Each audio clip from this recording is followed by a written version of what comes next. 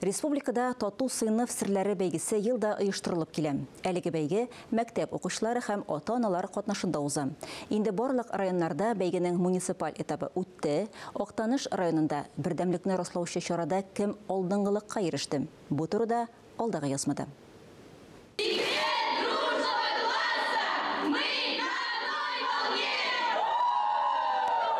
Республика күләмендә тату сыйныф серләре конкурсы уздырылып килә. Ел сайын район мәктәпләреннән командалар үз көчләрен сыный.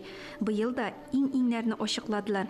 23 мәктәп укучылары, укытучылары һәм инде ата-аналар белән берлектә шундый көчле әзерлектә узды быел.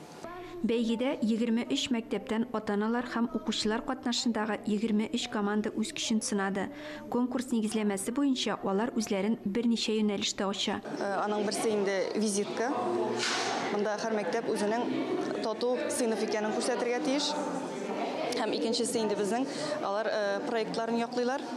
Монда төрле юнәлешләр буенча алар үзләренең проект эшчәнлеген күрсәтәләр. Зур теләк белән катнаштык ди сәләтле балалар өчен гуманитар гимназия коллективы.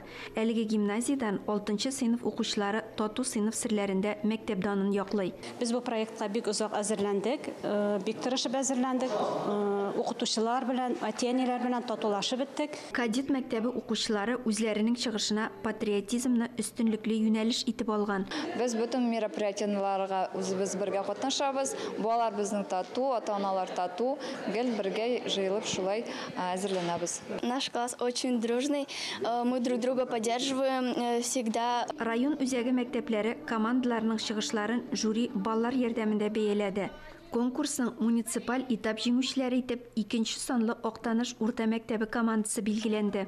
Регина Сәләхова, Ләлә Зайнуллина, Татарстан яңалыклары, Актаныш районы.